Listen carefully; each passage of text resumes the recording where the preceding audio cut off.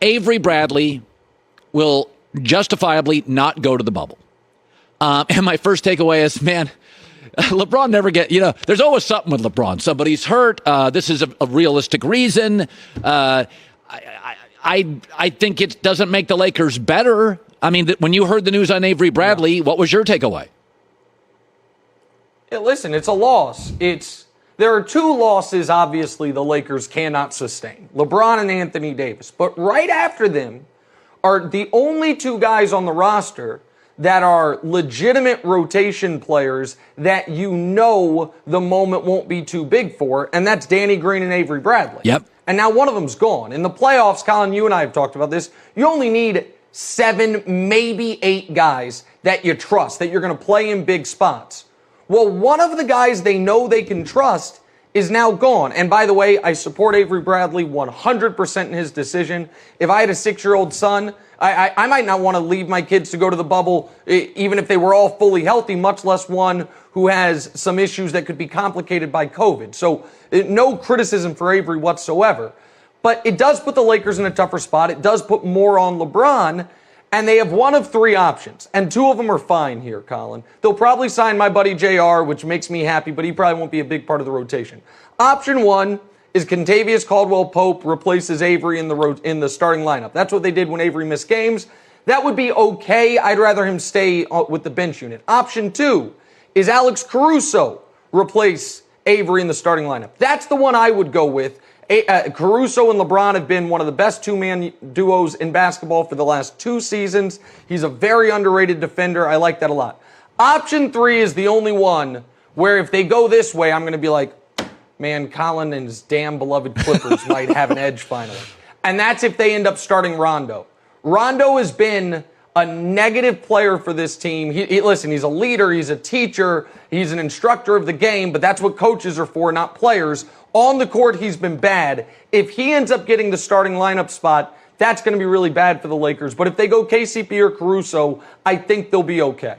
So Antonio Brown, who can be regrettable as a human being, Seahawks are interested. My takeaway is, listen, Seattle realizes a lot of people would like Antonio Brown, but Russell Wilson will make it work because he makes everything work.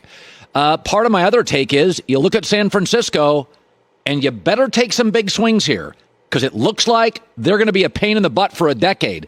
And I think they're influencing Seattle here, thinking we don't match up roster to roster. We don't have that defensive front. We don't have that tight end. So that's kind of my takeaway on why people in the NFC West are going to take big swings. Your thoughts? Yeah, so listen, I think Antonio Brown needs to be looked at. It's 2 separate issues. One is the person, does he have the capability of staying on a team, his mental health, all of that. And then the other bucket is when he's actually playing, how good he is. The first one is a major concern. The second one is not a concern at all.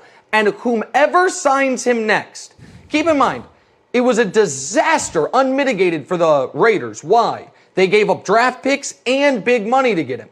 It then was a semi-disaster for New England. Why? They gave guaranteed money to get him. The next team to get him is going to get him for no guaranteed money and no draft picks. Absolutely risk-free. And I'm hoping Seattle signs him for 2 reasons. One, because it might convince that archaic offense to finally let Russ cook, throw the football more, not 3 yards in a cloud of dust. And the other reason, if I'm being totally honest with you, Colin, is as you know and as the viewers know if they look over my shoulder, who do I root for? I root for the Chiefs. And AB on the Ravens is petrified. I don't know if AB is still the best receiver in football, but I think he would be the best receiver for Lamar. Because where does Lamar thrive? Kind of intermediate, short, over the middle, where AB's one of the best we've ever seen. So yeah, Seattle, they do need to keep up with the Joneses, so to speak, in San Francisco, even though San Francisco's got receiver issues of their own now, with Deebo Samuel out and Emmanuel Sanders no longer with the team. So I get why Seattle would do it. And for me, I'll pitch in 5,000 of the signing bonus, John Schneider, if you want to make this happen. Like, just keep him out of Baltimore. Yeah, I get that. So it's interesting. You have always been, and you've stayed really consistent on Dak Prescott, is that he's not a $35 million quarterback. I think I'm a little more of a fan, but be that as it may, this week the Cowboys were caught off guard. Dak says, give me a shorter contract. I want to get back into the market. Dallas is like, no, we want 5 years.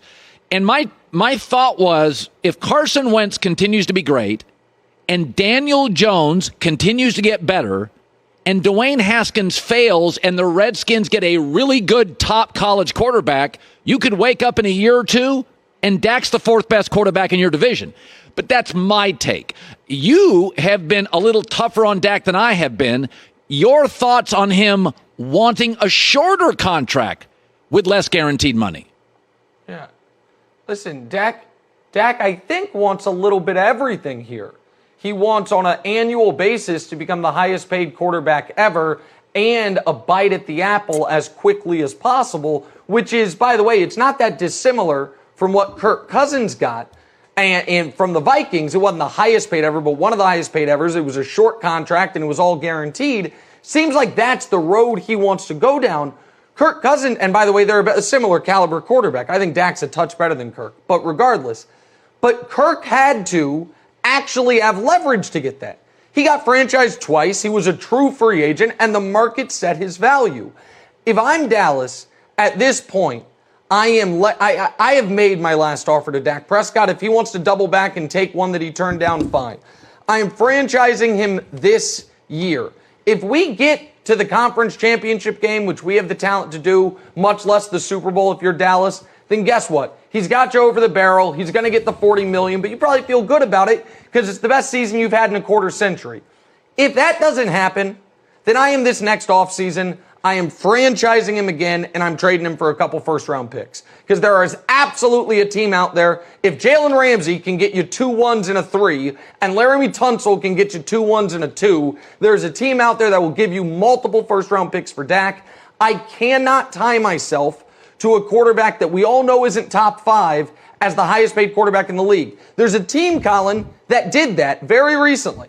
That team's the Detroit Lions. You remember them? Matt Stafford, what are you going to do? You can't get rid of him. He's too good. He throws for all these yards. We know he's not great. Made him the highest paid quarterback ever at the time, and they've been in the wilderness ever since because you cannot, at that position, if you're going to pay him like he's great, he's got to be truly great, and I feel like Dak is just a tick beneath that. Good stuff. Nick Wright, first things first. Good seeing you, buddy. Thanks for coming on.